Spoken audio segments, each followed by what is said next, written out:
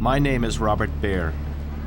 For more than 20 years, I worked as an undercover agent for the Central Intelligence Agency, the CIA, in some of the Middle East's most dangerous countries.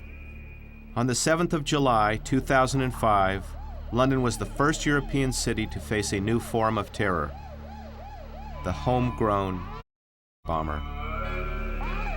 In a series of attacks, 4 bombers, all British citizens, killed 52 people. For the British, the bombers came from nowhere.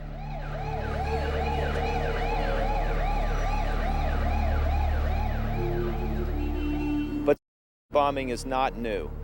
25 years ago, I was stationed in the Middle East when bombers killed 380 Westerners. The Beirut bombings were the worst terrorist attacks until 9/11. I lost several colleagues in those explosions, and although I've now left the CIA, at the time, I vowed to make it my life's mission to find out who did it and why and where the cult of bombing started.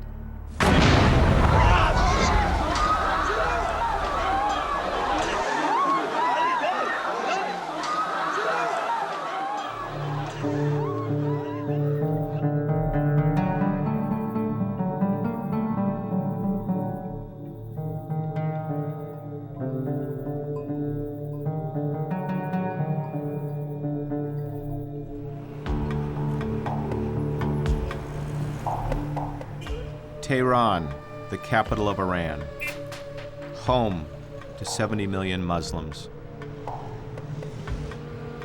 When I was last here more than 25 years ago, Iran was one of the United States' greatest allies in the region. Now it is one of our greatest enemies.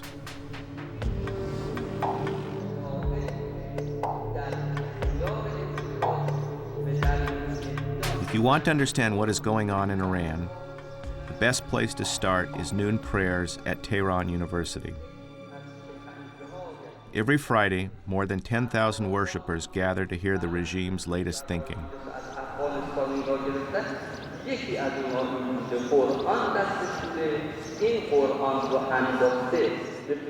The day before I arrived, there were reports that an American guard at Guantanamo Bay had desecrated the Quran.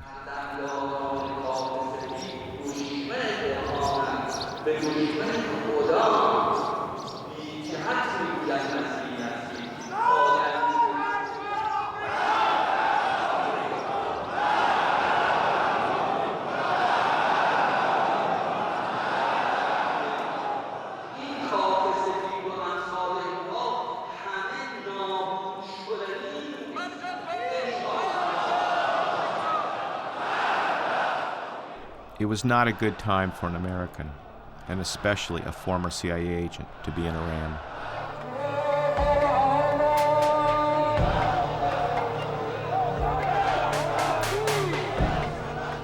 The American government has accused Iran of being a state sponsor of terrorism and of trying to develop nuclear weapons. Iran is also the birthplace of the bomber.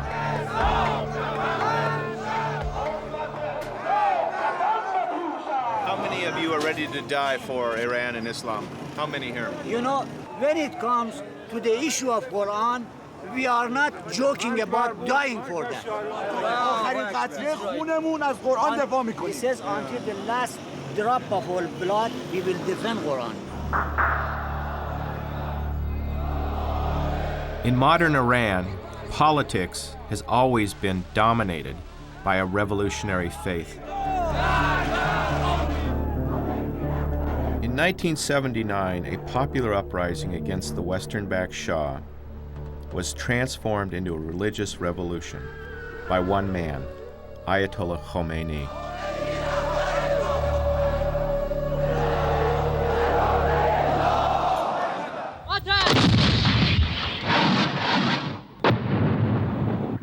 A year later, Iran was thrown into more chaos when it was invaded by its neighbor Iraq. Khomeini called for a holy war and promised a place in paradise to anyone who was martyred defending the revolution.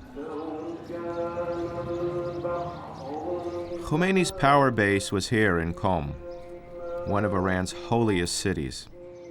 I have been granted an audience with someone who knew Khomeini well, the Grand Ayatollah Sana'i.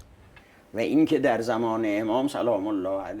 the time of Imam Khomeini and the war with Iraq, the Iranian people welcomed the idea of martyrdom because the Imam's leadership was very wise and thoughtful. The people realized he wasn't doing these things on a whim. He was doing it for Islam and for the country. So his decision was accepted and martyrdom was greatly welcomed. In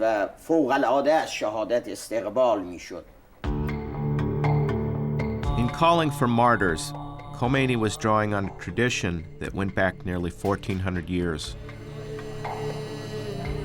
Shortly after its birth, Islam had split into two sects, the majority Sunni and the minority Shia.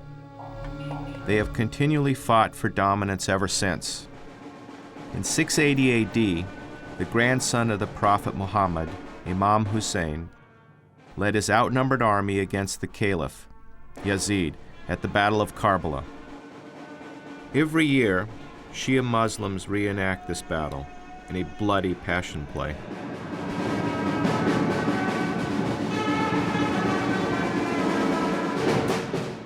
Hussein's soldiers are slaughtered one by one, until finally it's his turn to die. Surrounded, he is killed, and his body is mutilated. Hussein's martyrdom is viewed by the Shia as a symbol of their struggle against tyranny and slavery, a path to salvation. Any who follow it are promised an assured place in paradise. Khomeini's trick was to reset this ancient battle in modern times, so he became the heroic Hussein. His enemy, the Iraqi leader, became the evil Yazid. And the Iranian people were Hussein's faithful soldiers, who followed him to a glorious death as shaheed, martyrs. Khomeini convinced his people that by fighting to the death against the Iraqis, they were reenacting a religious battle at the heart of their faith.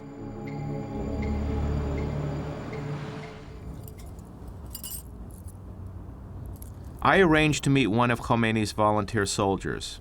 When he joined up, Masoud Attar was only 12 years old.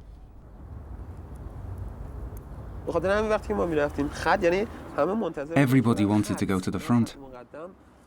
We were all eager to go because we wanted to experience the real thing. Getting blown up had no meaning for us. The thought that we might die didn't enter our heads. We were going in order to get killed. We had no intention of going there and coming back.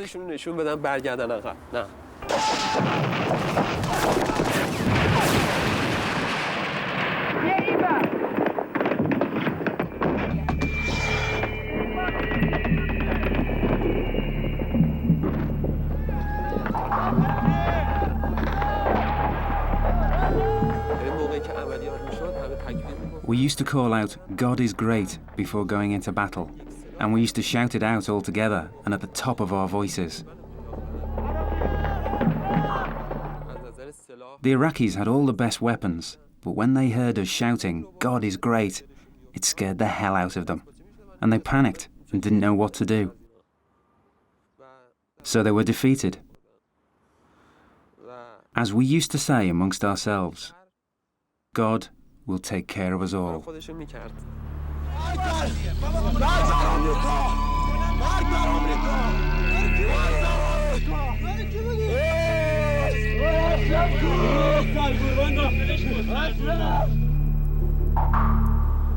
How many friends did you lose during the war? Many. 10, 15... More than 30. 40 of my friends. 10 to 15 were my close friends. It's a lot.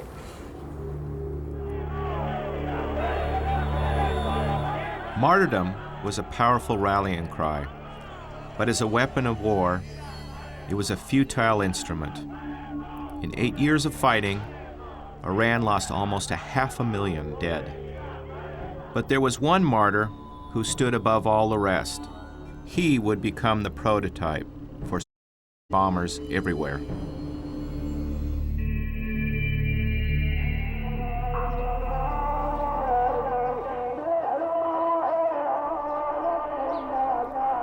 Just outside Tehran is one of the largest cemeteries in the world, the Hezbollah. Spread over more than 1,000 acres, it contains the graves of hundreds of thousands of martyrs. It is a city of the dead.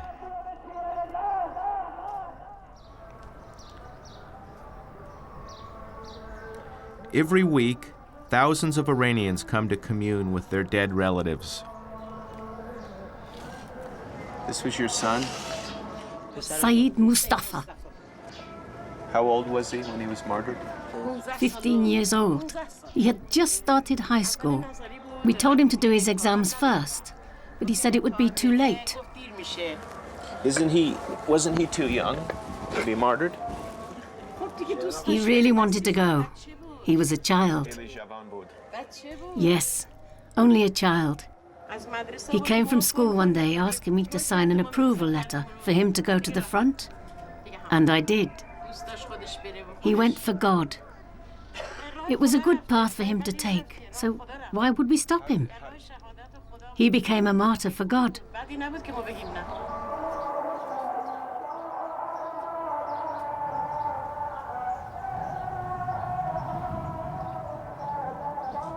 What does he think about martyrdom now that he lost his brother? The martyrs are more alive than we are. If he were asked today to become a martyr, what would his answer be? Yes, absolutely. So if there was another war, he would volunteer and go. Without any doubts.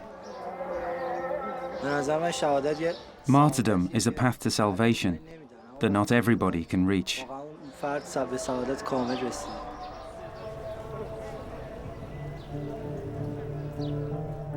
At the heart of the cemetery is the grave of the world's first bomber, the tomb of Iran's youngest and most celebrated martyr.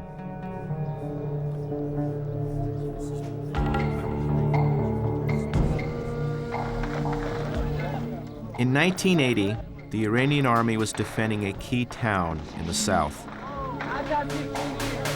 At a critical moment in the battle, when the Iraqis were about to break through, 13-year-old Hussein Fahmideh strapped explosives to his body, charged an enemy tank, and blew himself up, destroying the tank and halting the Iraqi advance. Fahmideh became an instant hero, another martyr, lost in the defense of his country. But for me, he was different than all the others. He had deliberately killed himself.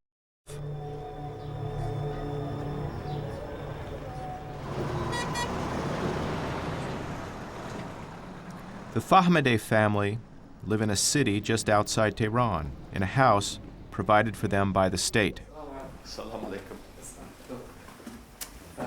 I am the first Westerner that they have ever met.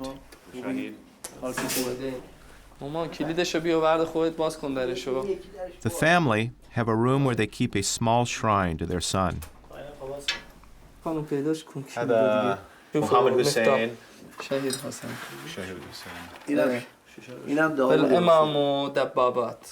Ayatollah Khomeini here is talking about that he was a 13-year-old boy. He was just a little boy, but yet he gave himself to the military and to martyrdom. These flowers represent that he's gone to heaven. All the schools in Iran were distributing this backpack for children. There's Fahmideh. You have the words of Ayatollah Khomeini here. Yeah, he's our guide for victory.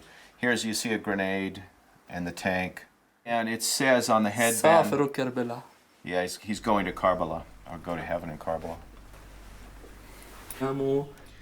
When his parents gave Fahmideh their blessing to join up, they never thought he would be sent to the front.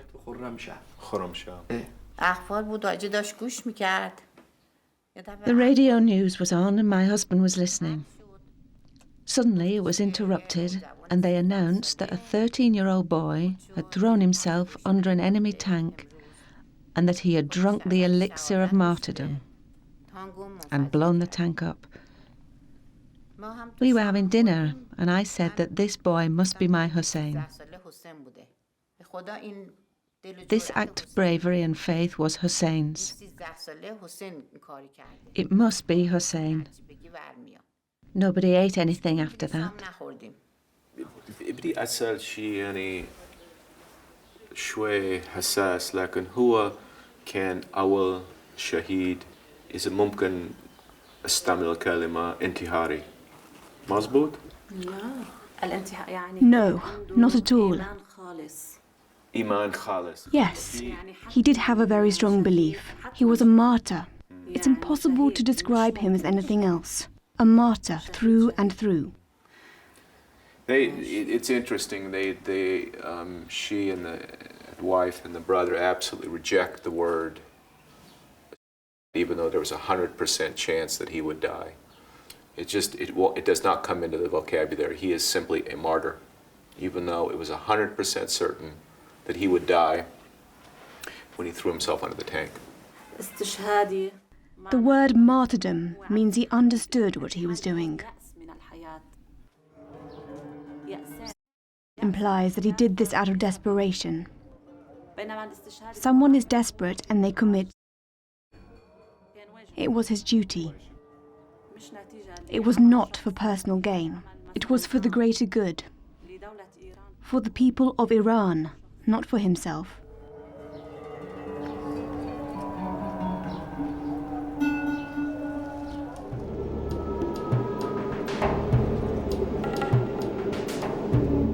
Just outside Tehran is another tomb, a place of pilgrimage for all Iranians, the shrine of Ayatollah Khomeini.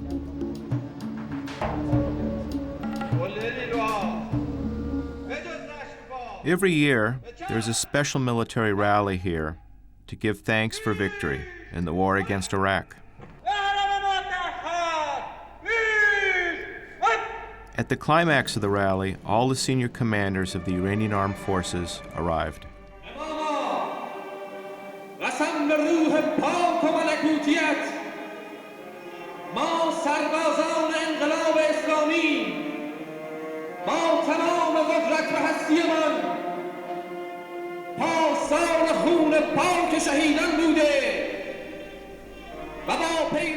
Khomeini said that the tree of Islam can only grow if it is constantly fed with the blood of martyrs. With the example of Fahmideh and others, he turned martyrdom into a state religion. As the rally broke up, I cornered the head of the Iranian Armed Forces, General Firouz Abadi. He has never spoken to Western reporters before. What is the importance of martyrdom for the Iranian Armed Forces today?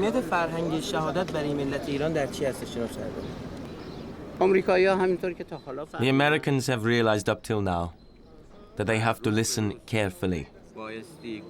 And they know that no army can stand in the way of martyrdom. So the Americans should know that if they try to interfere with Iran, they will dig their own graves.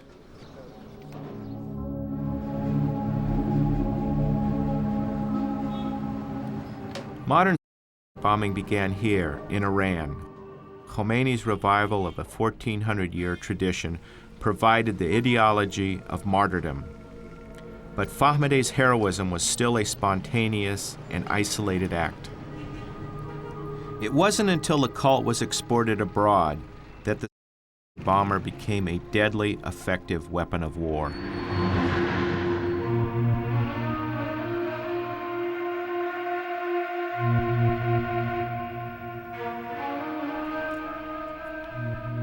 Beirut, Lebanon's capital, a city that has always done its best to hide its past. I've been coming here for over 20 years, but it still mystifies me. It was here in the 1980s that the next stage of the bomber evolved.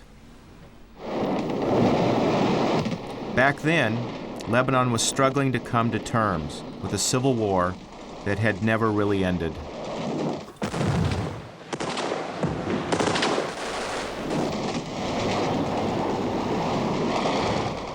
In June 1982, the Israelis invaded, followed by a multinational peacekeeping force, led by the U.S. Marines.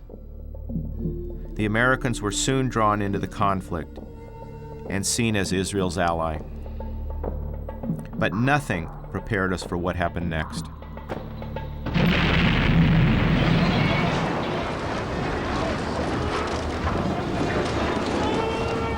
On the 18th of April, 1983, just after 1 p.m., Beirut was rocked by a massive explosion. I was lucky. I was out of town that day. Michael Harik remembers the blast. He was a 17-year-old American student in Beirut. And there was no security here, in a sense of security like you have today. Do you know what it was? We had no idea what it was. The first thought was immediately sonic blasts, sonic booms, you know, like from aircraft. And then we got word that it was the American embassy that was bombed.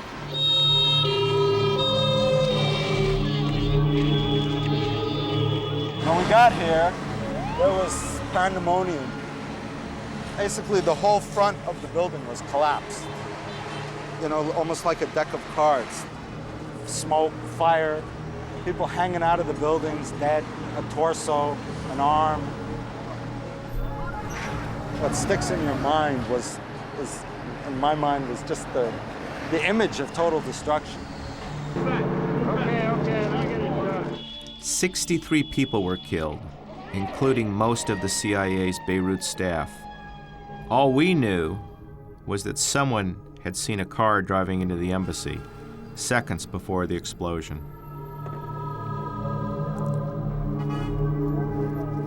"22 years later, the site is being redeveloped, covered up. You know, you were there afterwards. You ever figure out who did it or come to a conclusion or? I don't know who did it. I mean, But there's nobody in jail or anything. It's just like their American embassy's there one day, gone the next. I don't know, man. Part of this embassy thing was the CIA thing too, right? Yeah, some guys got killed. Plenty of them. Right? Yeah. Station chiefs. So, you know, you start to think. The people orchestrating these massive blasts, I don't think are the sporadic running around, average run-of-the-mill terrorists.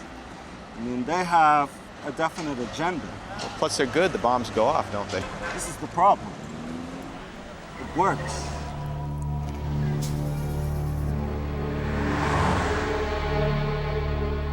This was the first modern attack against Western interests, and it caught us in the CIA by complete surprise.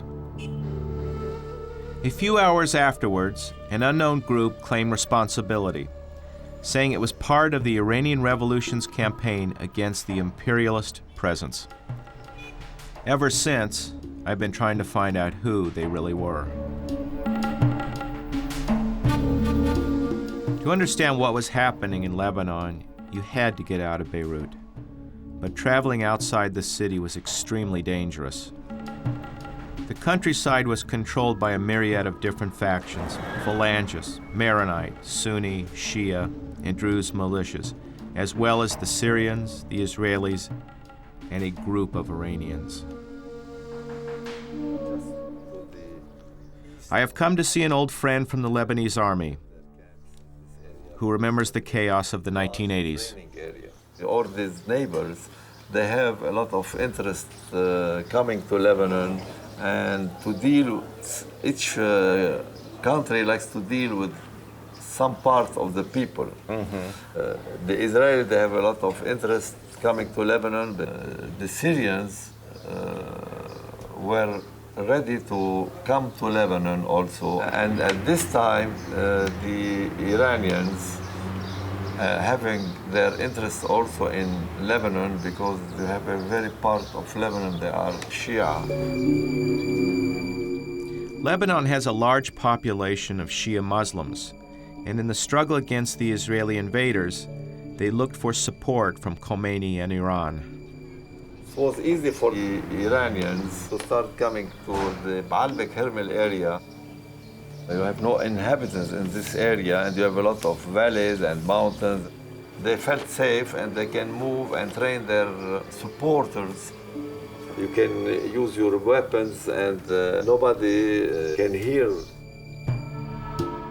I knew the Iranians were using a back road into Lebanon, over the mountains from Syria. At the time, my bosses in the CIA refused to let me investigate it. They said it was too dangerous. This whole valley, the 70s and 80s, all the major terrorist groups had camps up here. Japanese Red Army, Abu Nidal. I mean, there was even Armenians up here. And, you know, at one point there was suspicion that European terrorist groups were operating out of here.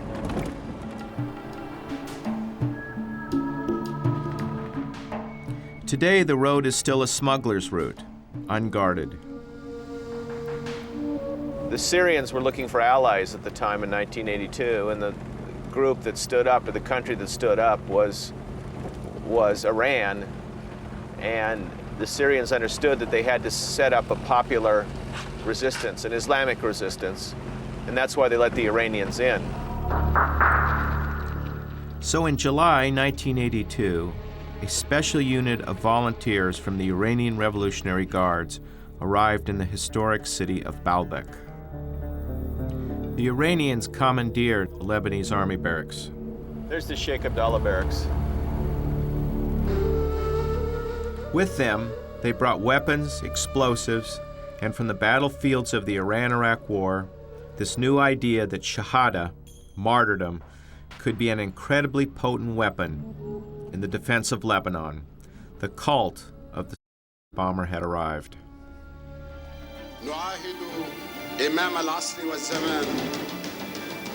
The Iranians helped set up one of the most feared Islamic groups anywhere in the world, Hezbollah, the Party of God.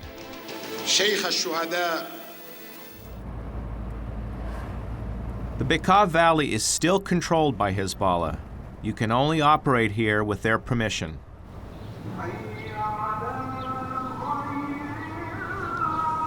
Just outside Baalbek, Hezbollah have erected a massive shrine to one of its founding fathers, Abbas Musawi, assassinated by the Israelis. It is a site of pilgrimage for all the Hezbollah faithful. This is not a mosque. This is a shrine. The most important person here is Abbas Musawi. All the rest is a display of martyrs.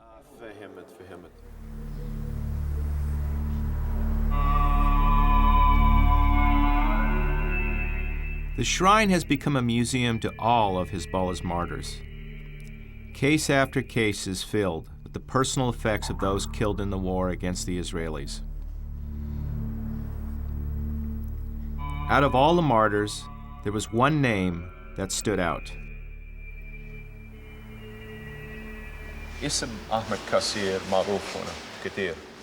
Of course. The date on which Ahmad Kassir carried out his operation is called Hezbollah's Day of Martyrs.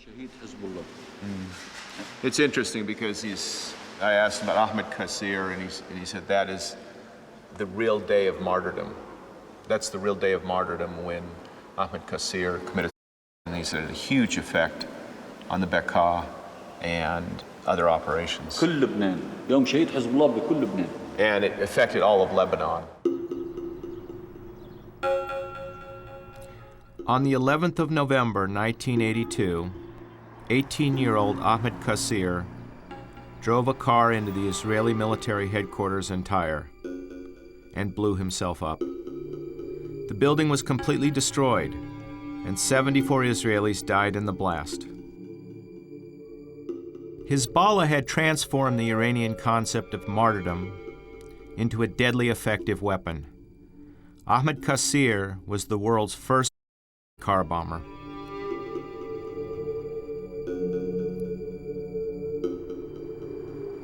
This deadly attack took place 5 months before the U.S. Embassy was bombed in Beirut. But none of us in the CIA spotted this obvious warning.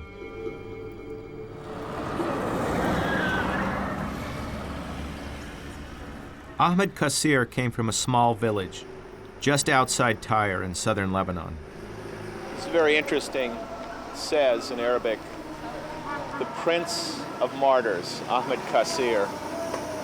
And here you have the symbol of Hezbollah.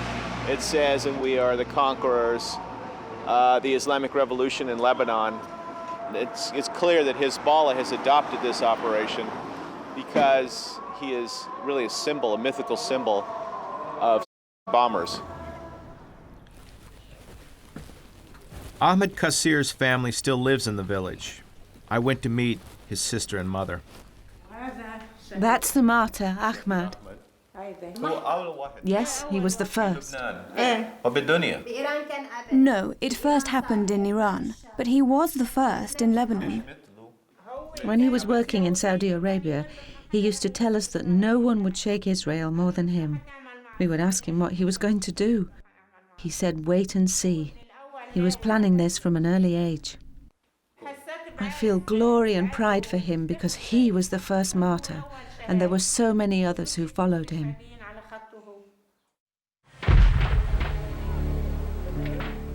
It was a murderous contest between two unequal armies, Israel's conventional force with every form of modern weaponry at its disposal, and Hezbollah's guerrilla army with stealth and blind faith on its side.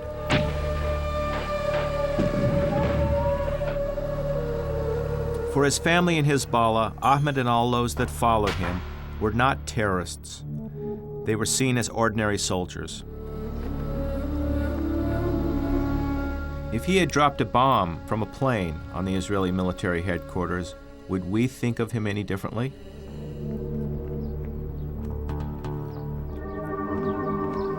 The success of Ahmed Qasir's attack was also a powerful recruiting tool. Thousands of young Lebanese now joined the resistance, ready to sacrifice themselves to defeat the occupying Israelis.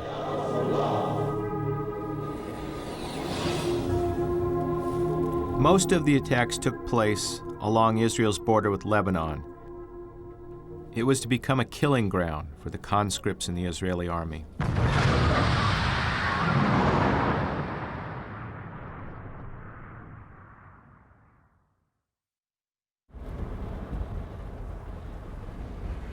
Today, southern Lebanon is still a dangerous place, as the war has never officially ended. It was here that Hezbollah waged a prolonged campaign of bomb attacks. They provided me with a guided tour of where the attacks took place. The sign says that 42 soldiers were killed and injured, maybe 15 killed, and the martyr, Abdullah Atwi, was approximately 24 years old. Who can min Wayne? He was from Markaba.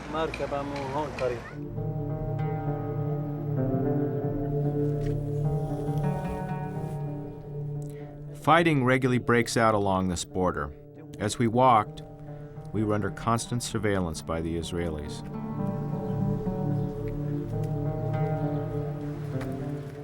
This is the gate. After the liberation, the Israelis blocked it off with a wall and a fence. This is where convoy was coming across. There were hundreds of Israeli soldiers gathered in this part the day of the operation. And he came down here in a pickup truck full of explosives, and he blew himself up right in this spot.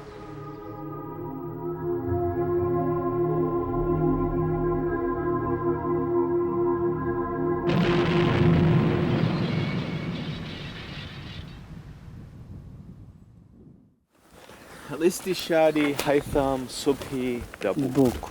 مين كان؟ He was a member of the Islamic resistance.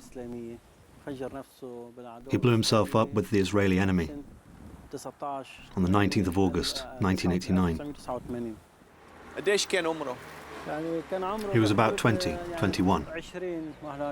He was an engineer. The martyr was an engineer. كان متزوج؟ No. He was single. There was a convoy of lorries, and in this convoy, there were about 30 Israeli soldiers. There was mentality.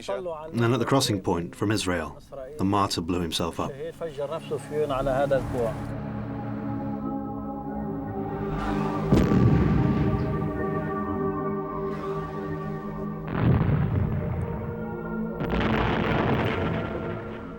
These were no random acts committed by religious madmen, but part of a well-planned campaign. As a tactic of war, it was highly efficient. One resistance fighter could kill scores of Israeli soldiers. Hezbollah had invented the ultimate smart bomb. قولي مرة ثانية عن عملية استشهادية. يعني هذا قرار شخصي قرار حزبي. No, it's not a personal decision. There are freedom fighters who want to carry out acts of martyrdom, but the actual decision is taken by a specific council in Hezbollah. We know that given half the chance, Israel will invade us. So the members of Hezbollah and other freedom fighters are ready. They are always ready. 24 hours a day.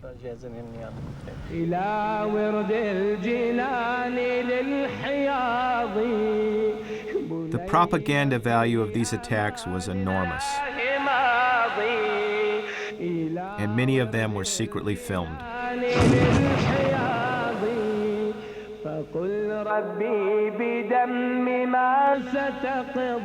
Hezbollah set up its own television station, and their programs were interrupted with news of the latest attack.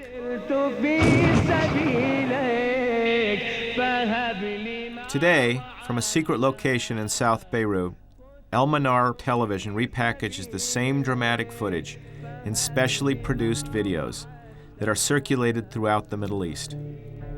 For some, in a new generation of Muslims, the bomber has become an immortal hero.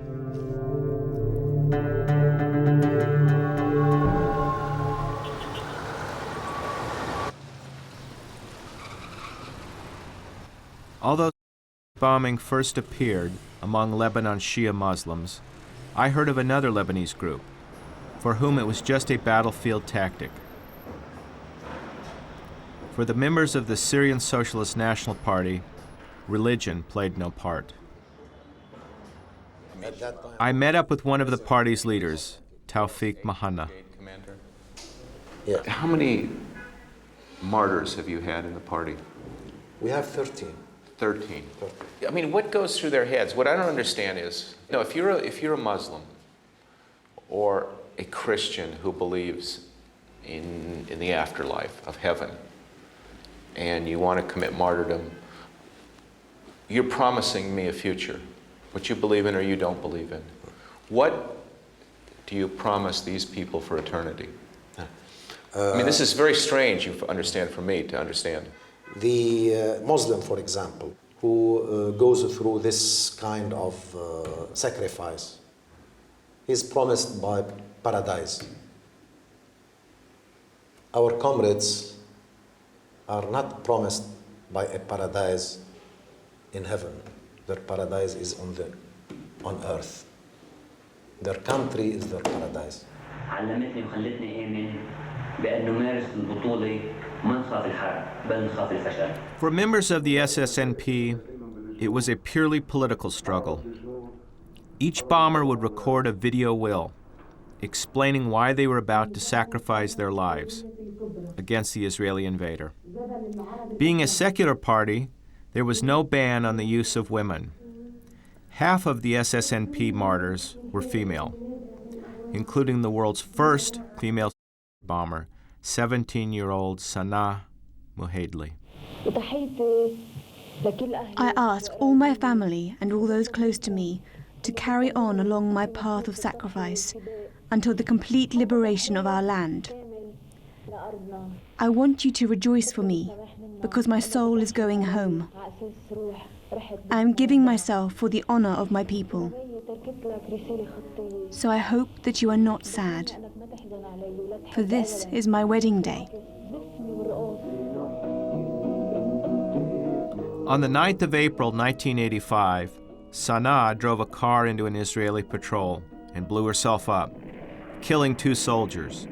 She became known as the Bride of the South.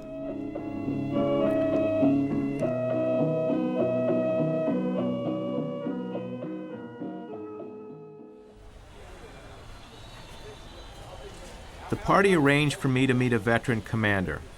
He's still nervous about talking, as for years he was hunted by the Israelis.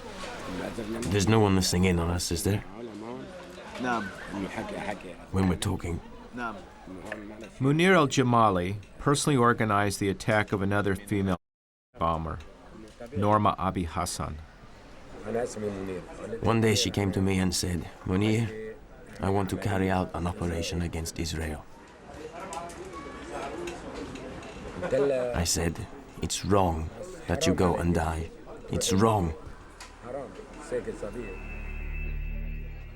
She said, "It's what I want. My mother is no good. My father drinks and smokes. He's no good." She had lived with the party for 6 months. She had seen people dying, people going on acts of martyrdom. So she said that she now wanted to go on an operation herself. No one pressurized her. On the 17th of July, 1986, Norma drove a car into an Israeli army base and blew herself up, killing 10 Israeli soldiers.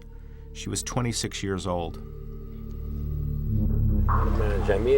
Norma was beautiful. She gave me this picture before she committed her act of martyrdom. On the back, she wrote me a message that said, "I am going now." Ila Rafiq Mir Hamali, Norma Abi Hassan, Zalba Norma. Hello. She was a really good person, a real gem.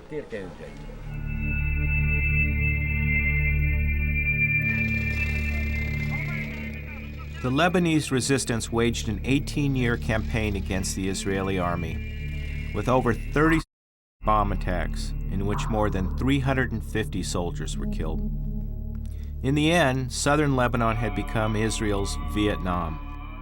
In the year 2000, the Israelis finally withdrew. The Lebanese were left with a heroic story that is forever commemorated in the hills of southern Lebanon.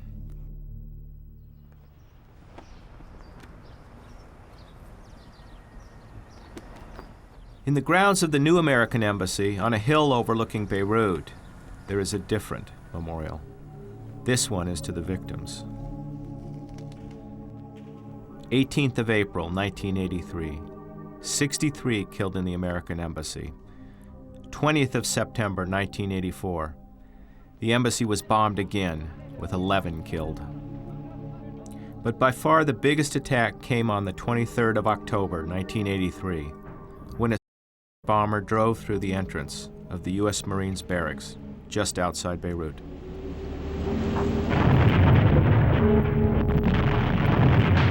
He detonated 12,000 pounds of explosives in the biggest non-nuclear explosion since the Second World War. 241 U.S. servicemen were killed. A Marine cameraman recorded these scenes, the worst terrorist attack against the United States until 9/11. This is the first time his film has been shown.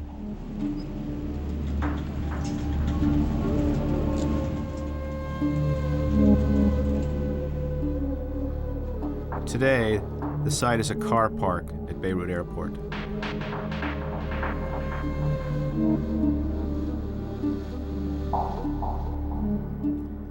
"22 years later, the identities of the bombers are still unclear. In the army, we have a department. One person who might know the truth is the officer in charge of the original investigation. Military and civil around the military. The operation of the American embassy, it was the first one in Lebanon, very sophisticated and perfectly studied, and with high-level people operating. So it was more than just a gang. Yes. For me, it's a little bit strange because you already had the Israeli bombing in November 1982, and they named the boy who drove the truck into the Israeli headquarters.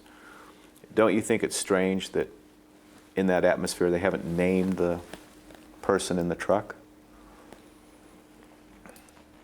Because it's very strange. Normally, when you make operation, you have to declare who, the responsibility, who did it, etc., and to celebrate the heroes of the operation. But during this period, it was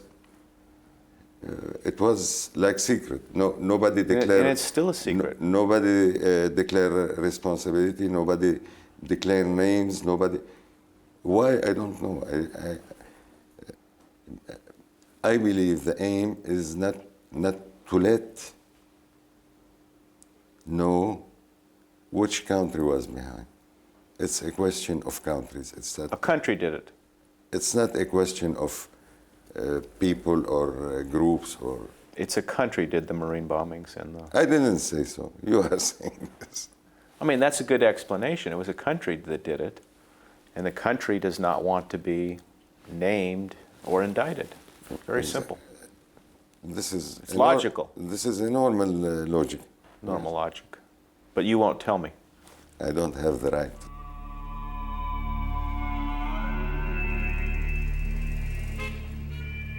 Shortly before I resigned from the CIA, I discovered a damning piece of evidence as to who that country could be. 13 months before the first bomb against the U.S. Embassy, a top-level CIA source had produced a detailed report saying that Iran was in touch with a network capable of destroying the U.S. Embassy in Beirut. I am convinced that the Islamic Republic of Iran has been engaged in a secret war with the United States since 1979, and in Lebanon, one of its chief weapons was the bomber. The CIA had chosen to ignore all the warning signs. Next, like a pathological virus, the cult spread would become unstoppable.